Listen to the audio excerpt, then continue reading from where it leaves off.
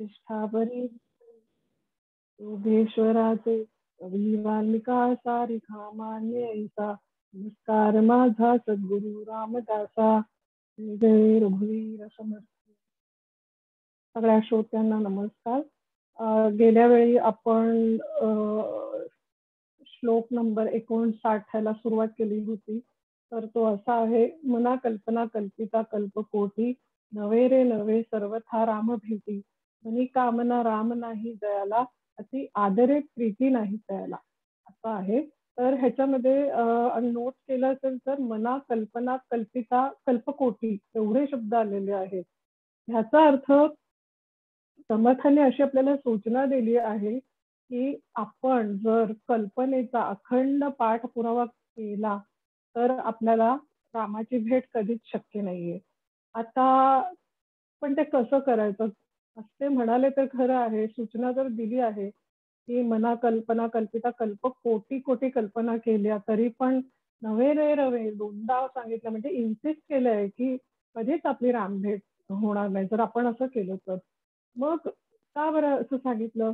कारण कल्पनेचा स्वभाव कसा असतो, आपण एक कल्पना केली समजा आणि ती पुरी झाली किंवा नाही झाली, दुसरा कल्पना त्याची जागा घेते आणि अशी ही कल्पनाची चेन निर्माण होते. एखादं मी मनात कल्पना आली त्याप्रमाणे मी ते कृतीत उतरवलं, ती पूर्ण झाली की तेवढ्यावर ते थांबत नाही. नेक्स्ट त्याच्यापुढे नेक्स्ट पूर्ण झाली तर आनंद होतो आणि नाही अपुरी राहिली तर मग परत त्याविषयी शोक आणि दुःख होतो. तर दोन्ही ह्या द्वंद्वमय अवस्थेतच जो कल्पना करतो तो राहतो आणि मग रामाचा विचार, राम सुख आणि दुःख ह्याच्या पलीकडे आहे म्हणजे सुखरूप आहे. कुठे त्याचा संबंधच नाहीत ना कल्पनाच्या पाठी आपण लावलं तर लॉजिकली पण. तर कल्पनेचा हा मोठा दोष आहे, पण तसंच त्याचा गुण पण आहे. म्हणून समर्थ आपल्याला सांगतात ना की कल्पनेचे एक बरे ती मोहरताची मोहरे. झाला होता हा ब्रह्मसूत्रात पण विचार की ज्या दिशेने मी फुलवेन त्या दिशेने कल्पना फुलवते. जर मी दृश्य जगताच्या दिशेने फुलवेन माझे 5 ज्ञानेंद्रिय आणि त्याचे ते विषय तर त्याला आपण बघितलं 10 विषय तर किती ते मल्टिप्लाय होऊन त्याचे परम्युटेशन्स आणि कॉम्बिनेशन्स बनतात कल्पनेचे. आणि जर मी रामाच्या दिशेने श्रीरामाच्या दिशेने जर मी खुलवली तर मग एकच सिंगल पॉइंटेड फोकस आणि त्याच दिशेने ती खुलत जाते. म्हणून हा त्याचा जो संबंध आहे तो त्यांनी सांगितला आहे. आणि कोट्यावधी कल्पना जरी मी करीत बसले, कल्प म्हणजे काय तर माहिती आहे ना आपल्याला की 4 युग संपली की एक कल्प. असे कितीतरी कोट्यावधी कल्प मी जर कल्पनेच्याच आहारी गेले तरी पण मला श्रीराम मिळणार नाहीये. तो माझ्या कारण कल्पनेचा विषयच नाही आहे. आणि अशा जन्म मरणाच्या चक्रात परत परत त्या फेऱ्यात मी अडकते. म्हणून त्यांनी इन्सिस्ट केले की नव्हे रे नव्हे सर्वथा रामभीती. 2 वेळा त्यांनी म्हटलं आहे की कल्पनेच्या आहारी जो रमतो. आता परमार्थामध्ये कसं असतं ना की कल्पनेच्या आहारी जो रमतो आणि तो परमार्थाच्या दृष्टीने वेडा असतो. आणि ह्या उलट आपण पाहतो की जर मी रामामध्ये वेडी झाली तर जग मला वेडं म्हणतं. असं आहे, हे कनेक्शन आहे. दोन्ही पारमार्थिक लोकांना वेडे म्हणतात आणि व्यावहारिक लोकांना पण आपण वेडे म्हणतो. असं कल्पनाच्या आहारी जो रमतो तो परमार्थाच्या दृष्टीने वेडा ठरतो असं संतांचं म्हणणं आहे. म्हणून व्यवहारामध्ये आपण पाहतो की कल्पनाच्या साम्राज्यात रमणारे कवी असतात, लेखक असतात, नाटककार असतात. ते मग काय करतात? तर त्याचा थोडा इकडे विचार केला आहे. प्रत्येकाला मान्य विचारेल की म्हणजे काय कवी लेखक होऊ नये का? पण एक विचार सांगितलाय त्यांनी आपल्याला.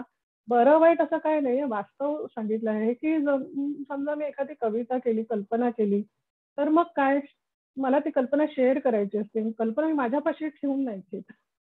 मग त्याच्याविषयी पुस्तक लिहिणार, टीव्ही सिरियल्सचे जे निरनिराळे सिरियल्सचे तयार होतात. आता तर नेटफ्लिक्स वगैरे मध्ये सीझन 6 पर्यंत आहे. किती त्याचं एक्सटेन्शन आहे. ह्याचा अर्थ काय? तो जो लेखक असतो तो त्याची कल्पना म्हणजे माझ्या श्री गुरूंचं थोडे शब्द कठोर आहेत ते असे म्हणतात की तो स्वतःची कल्पना स्वतःपाशी ठेवत नाही तर आपल्या गळ्यात मारतो आणि आपण ते मारून घेतो. Ekta Kapoor, TV serial addiction, नाटक काय पण म्हणा. पुढे काय होणार, पुढे काय होणार? आज हा भाग संपला. पुढे तिचं काय होतं झालं तो खेळ त्या वेळी, तो टीव्ही. मी खूप लोकांना असं पाहिलं, की त्यावेळी ते सगळे काम त्याच्या अगोदर किंवा नंतर करून टीव्ही पुढे बसतात. तर त्याच्यात वाईट आणि चांगलं असं काही नाही, पण आपण आपला केंद्रबिंदू काय केला आहे ह्याचं भान तरी आहे का आपल्याला? आणि मग आपण स्वतःला साधक पण म्हणतो आणि मग बोलतो, की मी डॉक्टर बघा मी किती पण साधना केली तरी पण मला शांती नाही मिळत आहे. करून आपणच प्रश्न विचारतो. तर आपला दिनचर्या दिवस आपण कसा घालवतो तिथे पण लक्ष द्यायचं म्हणून हे आताच्या जमान्याला धरून काही उदाहरणं इकडे आहेत. आणि जर लक्षात आला तो साधक असं. आणि स्वतःच्या कल्पना एकतर आपल्यात पण स्वतःच्या कल्पना आपल्याकडे आहेतच. त्यात दुसऱ्यांच्या कल्पना त्याच्यात मी ॲडिशन करते आणि कल्पनेचे 10 विषय. म्हणजे नेव्हर एंडिंग स्टोरी. म्हणून म्हणून कोटीच्या कोटी कल्प गेले तरी कल्पना थांबणार नाहीये आणि रामाची प्राप्ती होणार नाहीये. ह्याचा एक्सपान्स केवढा आहे, जे कल्पित आहे त्याचा एक्सपान्स केवढा आहे. तिथे तेवढं जरी आपल्याला आज याच्यात टच झालं तरी तरी ह्या श्लोकाचं जे काम व्हायचं ते झालं. आणि म्हणून इथे दुसरी ओळ अशी आहे, की मना कामना राम नाही जयाला. आता मनामध्ये मी अखंड कामना धरते, तर माझी रामाशी भेट होणे शक्यच नाहीये. आणि ह्याच्या उलट करून घेतलं तर, की मनामध्ये अखंड राम असेल, तर इतर कामना कुठे जातात? त्या आपोआपच दूर होतात. म्हणून कुठलं पण वाक्य ना उलट-सुलट तपासून पाहिली तर मजा कळते त्यातली आपल्याला. माझ्या मनात जर राम असेल, तर बाय डिफॉल्ट दुसऱ्या कल्पना नाहीयेत आणि जर कल्पनाच कल्पना आहे आणि माझ्या लक्षात आलं, राम दूर-दूर तक नहीं है. असा त्याचा अर्थ होतो. म्हणून कल्पनेचे एक बरे ते हा अर्थ. ज्या ठिकाणी मी खुलवते, ज्या ठिकाणी मी बहरवते, त्या ठिकाणी ते बहरणार. आणि असं का होतं? तर वृत्तीमध्ये एका वेळी एकच विषय राहतो. आपण बघितलं गेल्या वेळी सगळं आपण बायफर्केशन्स बघितले त्याचे, की मनामध्ये एका वेळी एकच विषय टिकतो. म्हणून मनामध्ये राम हा एक विषय असेल, तर त्या बाय दॅट लॉजिक दुसरा विषय येणार नाही. आणि जर दुसऱ्या विषयांची रांग रांग इकडे आपलं बोललंय. कारण आपण बघतो ना, एक विचार संपला नाही, तर त्याला तो दुसरा विचार एवढा स्विफ्ट असतो, एवढा फास्ट असतो, की आपण कधी मोजत पण नाही. आपण बॉदर पण नाही करत, की इतक्या मिनिटामध्ये म्हणजे किती थॉट्स झाले आहेत, किती व्हेरायटीचे झाले आहेत एका सेकंडमध्ये. It is too Swift.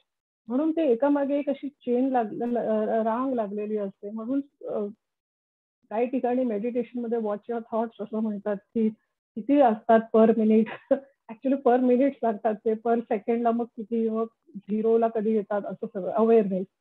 तर अ, एका वेळी एकच वृत्ती मनामध्ये राहणे हा पॉझिटिव्ह पॉइंट पण आहे ना. मग पण आपण कुठल्या दिशेने तो विषय कुठला विषय इन्क्लूड करतो ते मात्र चॉईस आपली असते. आणि म्हणून मग त्याला धरूनच जी लागून तिसरी जी आहे ओळ, "अति आदरे प्रीती नाही तयाला." साहजिकच आहे. मी मनामध्ये कल्पनेची रांगची रांग लावलेली असते दिनरात. स्वप्नामध्ये पण कल्पनेचेच खेळ चालू असतात. जागृती उठल्याबरोबर पण तीच सुरू आहे. कुठे मला रामाविषयी आदरे आणि प्रीती असे 2 शब्द आले. रामाविषयी मला अत्यंत आदर नसतो. आता अत्यंत आदर म्हणजे आपण आदर म्हणजे रिस्पेक्ट समजतो रोजच्या ह्याच्यात. पण इथे आपण कसा घ्यायचा अर्थ, की अत्यंत आदर म्हणजे श्रद्धा. एखाद्या व्यक्तीवर पहिलं आपली प्रेम बसतं आणि मग हळू आपण त्याच्या जसं संपर्कात येतो, आपल्याला चांगले अनुभव येतात, तर मग आपली श्रद्धा बसते. रोजच्या पण आपल्या जीवनात पण तोच क्रम इथे पण आहे. पहिले तर मला रामाविषयक प्रेम असेल, तर मग मी त्याचा विचार करेन ना. मग माझ्या मनात जर कल्पनाच कल्पना भरल्या आहेत, कुठून मी रामाला जागा एंट्रीच दिलेली नाहीये माझ्या मनामध्ये. पण जर प्रेम असेल, तर मग हळू ते साधनेने डेव्हलप करून त्याचं आपण मागे विषय आपण पाहिला होता, की श्रद्धा कशी खोलवीत जातो आत्मनिवेदन पर्यंत.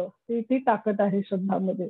म्हणून सगुणासंबंधी नेहमी प्रेम असतं आपल्याला. म्हणून आपण रामचरित्र वाचणे, रामरक्षा म्हणणे, त्यांची शौर्याची आपण कथा ऐकतो. असं करून काय होतं, आपला आदर वाढतो त्यांच्याविषयी. आणि मागे बघितलं होतं आपण, की प्रेम करायला 2 व्यक्ती लागतात. एकात तर प्रेम शक्य नाही. द्वेष पण 2 मध्ये होतो, प्रेम पण दोघांमध्ये होतो.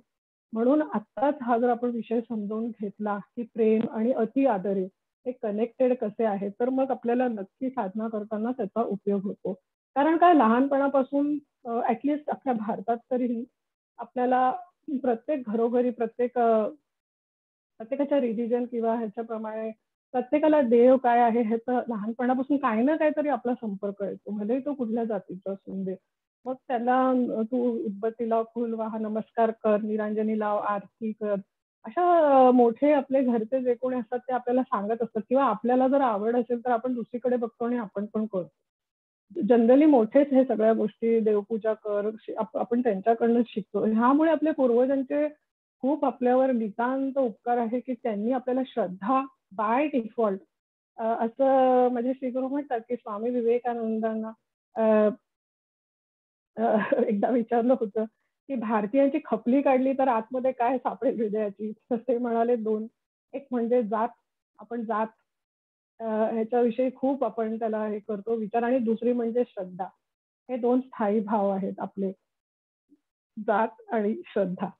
पैकी आपल्या इंटरेस्टचा विषय आहे श्रद्धा आणि श्रद्धा ही आपल्याकडे बाय डिफॉल्ट देणगी आहे. कारण पूर्वजांकडनंच आपल्याला लहानपणापासून त्या पद्धतीने आपण डेव्हलप केली आहे. पण आता ती श्रद्धा कुठल्या ह्याच्यात मोडते? ती आली सामान्य श्रद्धा.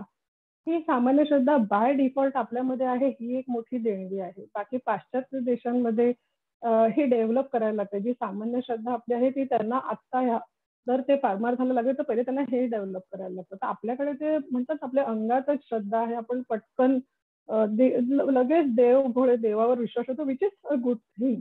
कारण काय ही विकसित करत आपल्या म्हणून आपल्या देशात एवढे संत आहेत. पुष्कळ संत होऊन गेलेत ह्याच कारणाने कारण श्रद्धा हा आपला स्थायी भाव आहे. पण जर आपण त्याचा विकास नाही केला तर मग ती सामान्य श्रद्धा जाऊन जाते. अब 70 वर्षाची झाली पण त्याच गणपतीची पूजा. आता पण तीच पूजा पण त्याच्या पुढे काय? निरांजनी लावली, अगरबत्ती लावली, तर गणपती आता गणपती येणार आहे, आज गोपाळाष्टमी आहे. ते सर्व मी करेन. पण पुढे त्याच्या पुढे काय? तिथपर्यंत तेच रिपिटेशन. माझी ग्रोथ मी केली आहे का हे सगळं सामान्य श्रद्धेने करून? कारण मी माझी सामान्य श्रद्धा सामान्यत्वच ठेवली. मी विशेषकडे गेली नाही. तर ती कशी? तर हे आपल्याला आता लक्षात ठेवायचं आहे, की श्रद्धा ही साध्य नाही, पण ते साधन आहे. जोपर्यंत आपण नमस्कार करतो, पूजा करतो, आरती करतो, ती सगळी सामान्य श्रद्धेमध्ये येतं. तिचा जर स्तर वाढवायचा असेल, उंचीवर आपल्याला न्यायचं असेल, तर मग आपल्याला हळू समजून घ्यायला पाहिजे, की देवावर, रामावर, श्रीकृष्णावर आपण जे श्रद्धा ठेवतो, आपण जे लहानपणापासून शिकलेले आहे, ते का? हा लागला ब्रेक. आहे की नाही? रामावर मी का श्रद्धा ठेवू? का लहान मुलं प्रश्न विचारतात लहानपणी. आपण आपल्याला विचारलं तेव्हा गप्प बस, मी सांगते म्हणून कर, असं सांगण्यात येतं. पण मूलभूत प्रश्न येतो, का बरं मी श्रीकृष्णाच्या दिवशी जन्माष्टमीचा उपवास करायचा? का बरं मी ते निरांजनी लावू? का बरं मी उदबत्ती लावू? का ह्यांच्या आरत्या वेगवेगळ्या आहेत? येतो का प्रश्न असा? तर आला तर चांगली गोष्ट आहे. कारण त्याचं उत्तर आहे, सिंपल उत्तर आहे. का करायचं मी असं? आता मी माझं सांगेल माझ्या घरी सांगतात म्हणून त्यांना कोणी सांगितलं त्यांच्या पूर्वज त्यांना कोणी सांगितलं त्यांना कोणी सांगितलं ट्रेस करत गेलं तर आपल्याला लक्षात येतं की संत सांगतात म्हणून त्याचं सिंपल उत्तर आहे की संत सांगतात त्यावरून श्रद्धा ठेवायची आलं परत संत शास्त्र श्री गुरु परत श्रद्धेचा विषय तिघेच तर सर्वात पहिले आई वडिलांवर श्रद्धेने सुरुवात होईल ती उत्तर उत्तर विकसित करून मग आपण ह्या संत शास्त्र आणि श्रीगुरूंकडे हळूहळू ती सामान्य श्रद्धा विशेष रूपाची होऊन जाते म्हणून जर आपण असा प्रश्न जर मला कोणी विचारला तर आपलं त्याचं उत्तर रेडी ठेवून सोल्युशन तयार केलं तर श्रद्धेचा विकास होतो की बाबा का बरं तू हे करते संत सांगतात म्हणून मग मी काही सांग म्हणजे श्री गुरु सांगतात म्हणून simple over Shraddha is unquestioned त्याच्यामध्ये प्रश्न आले तर ती श्रद्धा नाही ते लॉजिक बनतं तर मग विचारतील प्रश्न नंबर 2 कशावरून तुम्ही त्यांना एवढं मानता कशावरून तेवढे मोठे आहेत वाय असं तर सिंपल उत्तर आहे संतांचं कार्य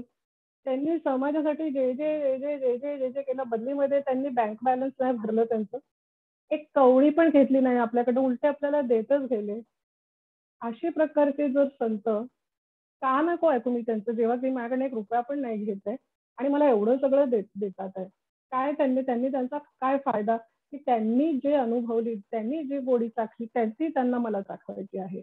म्हणून एवढे सगळे ग्रंथ. एकाने नाही ग्रंथाने नाही समजलं तर दुसरं, दुसऱ्याने नाही तर तिसरं. परंपरागत संप्रदाय वेगवेगळे बनले. मग का नको मी विश्वास ठेवू? माझ्या डोळ्यात देखत तर हे सगळं तर त्यांचे एफर्ट दिसतात ना मला. तर मग असेच आणि हे सगळं संत असे काय same with Dnyaneshwar Maharaj, same with Tukoba, same सगळे संतांचा हा स्थायी भाव. बरं का? तर हे सगळं कसे ते असे काही न अपेक्षा करता देतात. एकच त्याला परत उत्तर आहेच ना. ते सगळे विरक्त आहेत, वैराग्य मूर्ती आहेत. बिलकुल त्यांना निष्काम कर्म करणे म्हणून तर त्यांचं चित्त हे शुद्ध आहे आणि निष्काम उपासना ते करतात म्हणून त्यांचं चित्त शांत आहे आणि असं शांत आणि शुद्ध चित्तमध्ये स्वतःलाच ओळखणे ज्याला आपण म्हणू की मलाच मी पाहिले ब्रह्मदर्शन पण शब्द चुकीचा आहे पण ते आहे त्याचाच अनुभव त्यांना येतो आणि मग जेव्हा ते आपल्याला त्यांच्या ग्रंथांमधून आपल्याला ते सोपं करून करून सांगतात बदल्यामध्ये काय नाही त्यांना काय पाहिजे आहे ह्याच्या बदल्यामध्ये म्हणून त्यांना आपण वैराग्य मूर्ती ते आहे असे हे तिन्ही प्रश्नांचे उत्तर आपण आपल्यासाठी क्लिअर ठेवलं तर मग आपल्याला मी पारमार्थिक आहे ती लाज नाही वाटत किंवा ऑकवर्ड नाही वाटत की मीच का बाकीचे सगळे मला चिडवतात की काय गुरु काय संत काय for myself I am sorted माझ्या डोक्यामध्ये सिंपल सगळ्या प्रश्नांची उत्तरे मीच दिली आहेत आणि मग मी फोकस राहू शकते मग तुम्ही काय बोलता हे काय बोलता ते काय बोलता बोललं तरी पण ते पण सहन करायची तयारी असते कारण माझा फोकस राम असतो जग नसतो म्हणून ते बोलणारे बोलतील मग आपण लगेच आठवतो तो त्याच्या गुणाप्रमाणे जो गुण वरेल त्याप्रमाणे तो बोलेल पण माझा गुण कुठे जायचा मला सत्वगुण वाढवायचा का सत्वगुण वाढवायचा आहे त्याने मला ज्ञान मिळणार आहे सत्व शुद्ध आहे ब्रह्म शुद्ध आहे निर्मल आहे आणि त्याच्याहून शुद्ध तत्वाकडे आपल्याला खेचतं जर मी माझं सत्वगुण वाढवत चालली आहे तर मग एकेने एक दिवस तो निर्मल सत्वगुणहून जो शुद्ध परमशुद्ध असा ब्रह्म एक ना एक दिवस मला त्याची गवसण्याची ताकद मिळते रज आणि तमचं तसं नाहीये ह्या एक्झॅक्टली ह्या कारणाने सत्वगुणाचं वाढवण्यासाठी हे सगळा आपला प्रयत्न असतो आणि त्याच्यासाठी विरक्तता असणे आवश्यक आहे कारण विषय आला तर तिकडे रंगणे आणि रमणे आले तर एवढं असं क्लिअर कट हे सगळं लॉजिकल पण आहे म्हणून उदाहरणं आहेत ना की तुकाराम महाराजांनी शिवाजी महाराजांनी पाठवलेली देणगी परत केली कारण एकदा ते घेतलं की मग त्याच्यावर डिपेंडन्सी येते नकोच होतं त्यांना त्यांच्याशिवाय त्यांचं चालत होतं ज्ञानेश्वर महाराज आणि त्यांची भावंड आयुष्यभर देवळाच्या भोवतालच्या ओवरीमध्ये ते राहिले त्यांच्याकडे साधं घर पण नव्हतं मग असे संत ज्यांनी काहीच मागितलं नाही आपल्याकडून त्यांचं मी का नको ऐकू अशी माझी श्रद्धा मीच बळकट करू शकते असं आणि असं जर मी केलं तर ह्याला आपण आदरे प्रीती आदरे म्हणतो म्हणजे प्रेमाचं रूपांतर कशात झालं श्रद्धेत आणि श्रद्धेच्या रूपांतर आदर परम आदर असा त्याचा अर्थ होतो म्हणून अशी ही ओळ आपण समजावून घेतली आणि जर मी असा विवेक नाही केला तर मग काय होते गडबड होऊन जाते सगळी मग श्रद्धा कुणावर ठेवायची मग आपल्या ना बुद्धीला म्हणतात ना असे फाटे फुटतात हा संप्रदाय बरा की तो संप्रदाय बरा की ते त्यांचे गुरु हे दीक्षा देतात का एवढी चांगली माझ्या गुरुने तर काय नाही केलं असं कंपॅरिझन तुलना जिथे कंपॅरिझन तुलना आली तिथे अशांती आली जो कुठला मार्ग आपण घेतलेला आहे त्याच्यावर कम्प्लीट पहिले तर मी माझ्या चॉईसने हा घेतलेला आहे मग माझं प्रेम वाढत गेलं कारण तसं तसं मी करत गेले मला अनुभव आले आणि आता त्याचं रूपांतर श्रद्धेत झालं आणि श्रद्धाच मला पुढे आत्मनिवेदन भक्ती म्हणजे मी विभक्त नाही हे मला श्रद्धाच मला तिथे ना पोचवेल असं ह्यासाठी समर्थांनी हे सगळं ह्याच्यामध्ये असे लाईनीने डिस्कस केलेले हे म्हणजे त्यांनी सांगितलं आणि आपण ते समजून घेत आहोत म्हणून आणि एक म्हणजे श्री गुरु एक असं कॅज्युअल छान उदाहरण देतात की जर मला काश्मीरला जायचं आहे तर मी जो काश्मीरला जाऊन आला त्याला विचारेन अरे ते हाऊसबोट असतं ते किती दिवस राहायचं असतात काश्मीरी कपडे कुठे मिळतात रे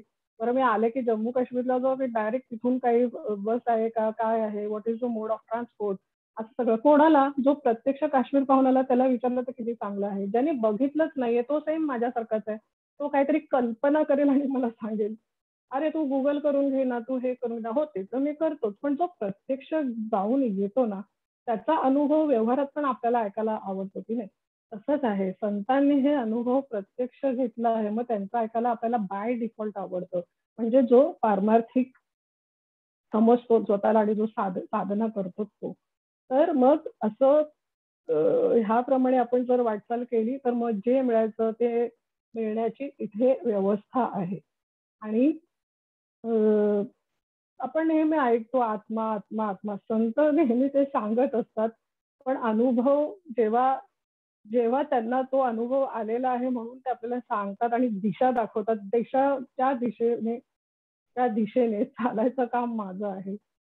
आणि ज्या क्षणी खूप खूप हे म्हणतात ना गेम चेंजिंग ज्या क्षणी मला अनुभव येतो त्या क्षणी ह्या सगळ्या शंका जातात.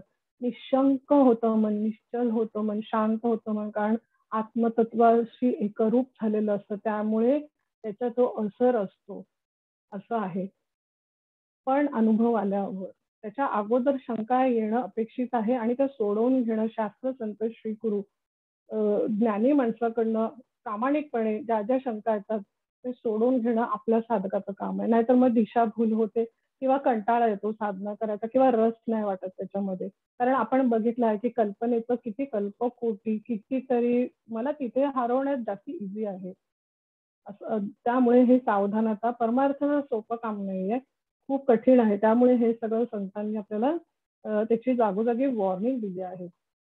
आणि मग काय होतं, आत्मा खरंच आहे असा आपला निर्णय होतो. जे आपण चिदाभासचं गेल्या वेळी 7 अवस्था बघितल्या होती. मन, आक्षेप, सॉरी विक्षेप, आवरण अ, ह्या सगळ्या गोष्टी हळू-हळू त्याची तीव्रता कमी होते आणि मला खरंच निश्चय होतो, की हो, आत्मा ते म्हणतात ते आहे. थोडीशी त्याची झलक मिळते अनुग्रहाच्या वेळी किंवा आपण जी साधना करतो त्यावेळी. आणि ही झाल्यावर जी माझी श्रद्धा आणखीन जी होते ना स्ट्राँग, ती श्रद्धा खरी श्रद्धा आहे. मग आपण आत्ता बघितलं, की सामान्य श्रद्धा म्हणजे काय आणि ही जी श्रद्धा आहे ती विशेष श्रद्धा आहे, पक्की श्रद्धा आहे. तीच आदर प्रीती आहे. आणि माझ्या ॲक्चुअली ब्रह्मसूत्रमध्ये जे आहे त्यांनी माहिती आहे, की एक अनुभव आहे, की मला जो अनुभव येतो तो तुला येतो कशावरून? आपण कसं ऐकत नाही. तर माझे श्री गुरु एकदा समुद्र किनारी बसले होते आणि नंतर त्यांना वाटलं आपण पोहावं. जाऊन ते पोहायला गेले आणि ते बुडाले. पण ते कसे तरी आले मग किनाऱ्यावर दम लागत होता, नाकातोंडात पाणी गेलं होतं आणि धाप लागत होती. त्यांच्यासोबत एक छोटा मित्र पण होता, जो किनाऱ्यावर बसला होता, बघत होता हे सगळं. तर ते आले आणि त्याला सांगायला लागले, की "अरे, मी बुडालो, मी इतका खोल गेलो." तर तो म्हणाला, "हो." नाकातोंडात पाणी गेलं. "हो का?" असं, "अरे, बुडालो, मरता-मरता वाचलो." "हो." असं. That's it. कारण त्याला तो अनुभव आला नव्हता. तो व्हेरी डिटॅच्ड वेने, डिसइंटरेस्टेडली हो असेल. मग माझ्या श्री गुरूंनी आता काय केलं, तो त्यांच्याहून लहान होता म्हणून त्याला घेतलं खांद्यावर. जिथे ते गेले त्या खोलीत पर्यंत पाण्यात घेऊन गेले. त्याला बुडवला आणि त्यांच्या शब्दात जो, जो मला अनुभव आला तो व्यवस्थित त्याला दिला. आणि मग त्याची समुद्राच्या किनारी आणून त्याला वाळूवर त्याची स्थापना केली. तर मग त्याला विचारलं, तेव्हा बुडालो होतो बघ माझ्या नाकातोंडात पाणी. हो, हो, हो. आणि असं बघ मी मरताना, हो ना, असं. म्हणजे काय झालं ह्याचा जिस्ट काय, त्याने बुडायचा अनुभव घेतल्यानंतर त्याला ते काय अगोदर म्हणत होते त्याची रिएक्शन आणि आताचा रिस्पॉन्स असा सेम विथ दिस. मला जोपर्यंत अनुभव येत नाही तोपर्यंत मी हो का नाही का असंच करणार. असं करून हा आपला अति आदरे प्रीती नाही तयाला असा ह्याचा अर्थ पूर्ण श्रद्धा असावी. आणि असं एकदा झालं की त्या श्रीरामाला मला जे द्यायचं ते तो देऊनच होतं त्याला त्याशिवाय इलाज नाही ते आपण बघितलं होतं. असा हा आपला श्लोक नंबर 59 झाला. तर आता आपण जाऊ श्लोक नंबर 8. थोडासाच होईल जास्ती होणार आहे. बघू आपण. ओके. आता मी वाचते तो श्लोक. मना राम कल्पतरू कामधेनू निधी सार चिंतामणी काय वानू दयाचेनी योगे घडे सर्व सत्ता तया साम्यता काय असे कोण आता बोलायला कसं वाटतं ना, एकदम मस्त ऐकायला छान. काय नाही कळलं तर आणि झोपात बोलणं होतं. पण कळल्यानंतर एक एक ओळ बोलायला असे एकदम सेन्सिटिव्हिटी होऊन जाते, की आपण काय एवढं झोकात बोलत होतो. तर आता इथे इंटरेस्टिंग आहे. मना राम कल्पतरू कामधेनू चिंतामणी. 3 गोष्टी. मॅजिकल गोष्टी आपण म्हणू त्याला. कल्पतरू, कामधेनू, चिंतामणी 3 गोष्टी आल्यात. प्रत्येकाला माहिती आहे दिस इज ह्या गोष्टी कशाशी संबंधित आहे. तर माझी विश फुलफिलिंग ट्री म्हणतो ना तसं आहे. पुराणांमध्ये आपण हा अर्थ घेऊ. कल्पतरू म्हणजे काय? वृक्ष ज्याच्या खाली बसलं तर सगळे इच्छा पूर्ण होतात. कामधेनू म्हणजे काय? घरात असेल तर परत मला जे पाहिजे ते मिळतं. चिंतामणी म्हणजे काय? जर जी वस्तू आपल्या ती हातात असेल ना, तर जे जे चिंतन करतात ते ते प्राप्त होतं. बघा हा किती पॉवरफुल आहे हे तिन्ही पण. आता येईल मजा पुढे समजून घेताना की कल्पतरू I wish I had a wishing tree. कामधेनू, चिंतामणी किती मस्त. कोणाकडे आहे मला तर खूपच सर होणार आहे. असं येतो ना मनात विचार. आणि मग हा श्लोक वाचल्यानंतर माझ्या श्रीगुरूने खूप सुंदर पॉइंट आउट केला आहे. ज्ञानेश्वर महाराजांची पसायदांची आठवण होते. काय शब्द? चला कल्पतरूंचे आरव, चेतना चिंतामणीचे गाव, बोलती जे अर्णव पियुषांचे. आपण मग मस्त बोलतो, चला कल्पतरूंचे आरव. हा एकदम स्टाईल मध्ये बोलतो. कधी मिनिंग मी तरी नाही विचार केला. जोपर्यंत मी आता हा अभ्यास केला तेव्हा मला एकदम स्ट्राईक झालं.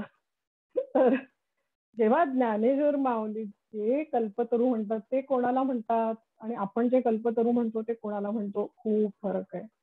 तर ज्ञानेश्वर माऊली ह्याच्यामध्ये कल्पतरू कोणाला म्हणतात? चालते, बोलते, हसते, फिरते संत, जे एका जागेवरनं दुसऱ्या जागी जाऊ शकतात. मूवेबल अँड अलाइव्ह असे कल्पतरू. कारण ह्या कल्पतरूंचे काय वैशिष्ट्य आहेत? आत्ताच आपण संत काय काय करतात ते पाहिले, की खूप खूप मोठं आणि सिंपल पण आहे, पण त्याची डेप्थ खूप त्या सेंटेन्सची कशी आहे, म्हणजे ते संतांच्या अशा कल्पतरूंच्या हे खरे कल्पतरू का, की त्यांच्या संपर्कात आले की माझी इच्छाच संपून जाते.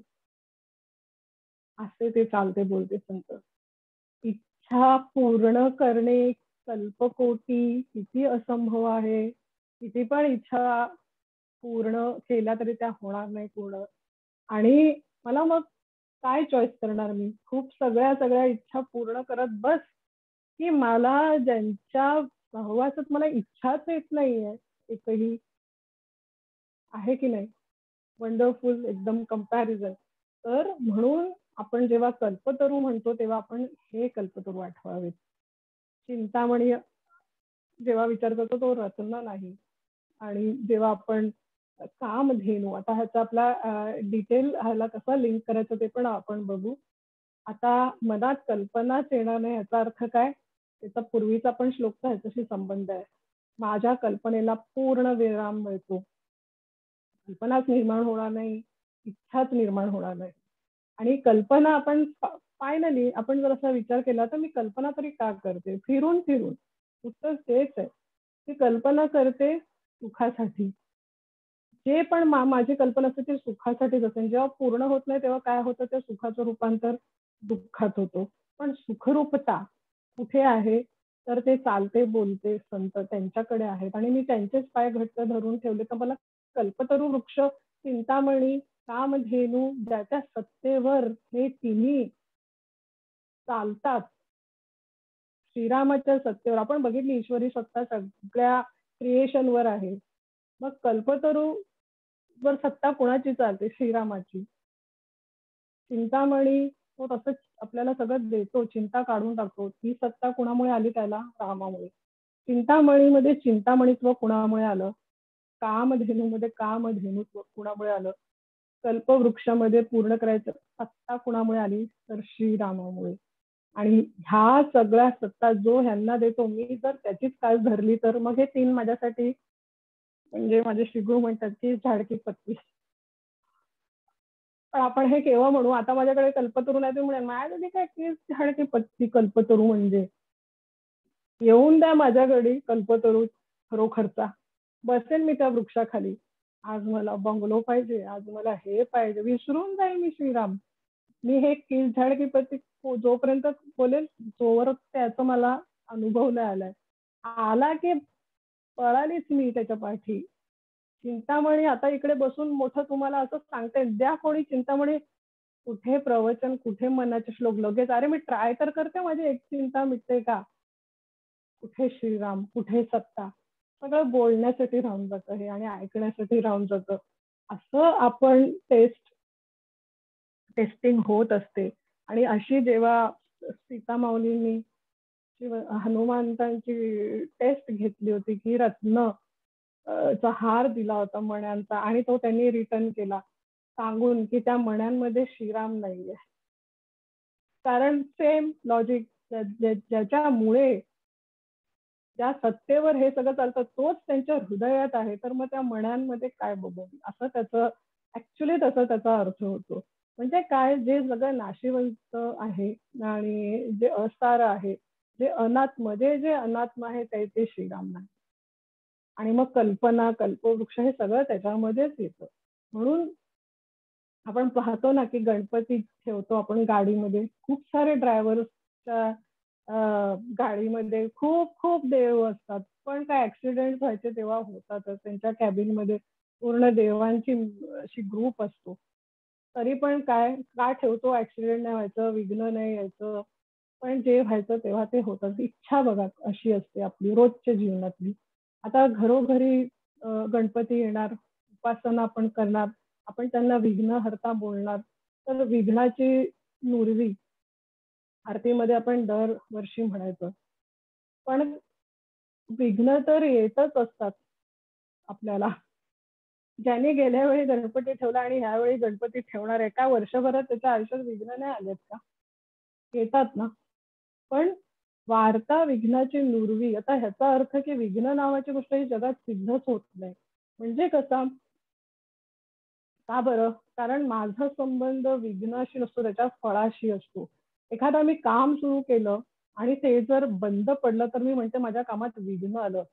पण मी ते काम सुरूच ठेवलं तर त्याचं फळ मला कधी ना कधी मिळणार आहे. म्हणून विघ्न ह्याचा संबंध मला फळ मिळतो की नाही मिळत त्याच्याशी डायरेक्ट संबंध आहे. पण जर मी निष्कामच राहिली, तर मी माझं काम केलं आणि फळाचीच अपेक्षा नाही केली, विघ्नाचा प्रश्नच कुठे होतो. का बरं मी सेपरेटली गणपती बाप्पाला प्रार्थना करू की तू मला विघ्न देऊ नको, विघ्न माझं काढून टाक, विघ्न हरता, असं का बोलू? कारण मी माझं काम चोख करते. मला जे मिळायचंय ते गणपती बाप्पा द्यायचं देईल, नाही द्यायचं नाही देईल, त्याचीच इच्छा.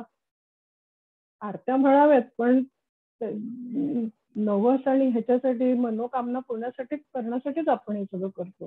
हे असं लक्षात आणून दिलेलं आहे. म्हणून कर्मफळाची इच्छा न ठेवता जर आपण कर्म केले तर ते निर्विघ्नच असते.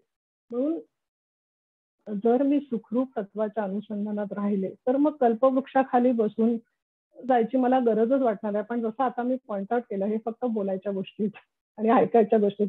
मला राईट नाव कोणी कल्पवृक्ष दिलं तर मी डेफिनेटली त्याचा उपयोग करणार आहे.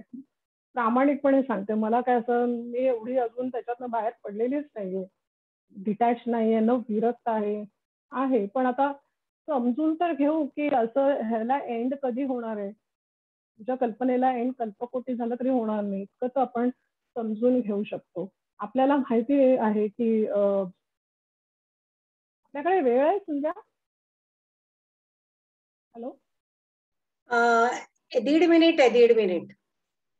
हा मग तू सांगायला पाहिजे, मी सांगितलं कारण होतं. तुम्हाला दिसत नाही, दिसत नाही तुम्हाला. ओके ठीक आहे. तर 1.5 मिनिटात हे एकच घेऊ. नंदिनी गाय होती, वशिष्ठ मुनींचा त्यांच्यावर त्यांच्याकडे ती कामधेनू होती आणि विश्वामित्रांचा त्यांच्यावर डोळा होता. पण जेव्हा त्यांनी ती आश्रयाला गेली ती की मला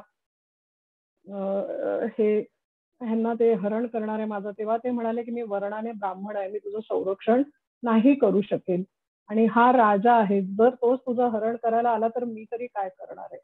आणि मग पुढे कथा अशी आहे की त्या कामधेनूमधून हजारो सैनिक बाहेर आले आणि त्यांनी विश्वामित्राच्या सैन्याचा पराभव केला.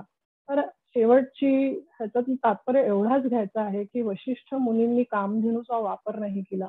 का? कारण ते श्रीरामाचे गुरु होते असं त्याचं उत्तर आहे. आणि श्रीराम सुखरूप आहे, तर मग श्रीरामचे गुरु कसे असतील, हा विचार करायचा प्रश्न आहे. त्यामुळे एवढ्यावरच आपण थांबू. पुढच्या वेळी निधी सार हा घेऊ. आणि आज त्यासाठी एवढंच. हरिओम.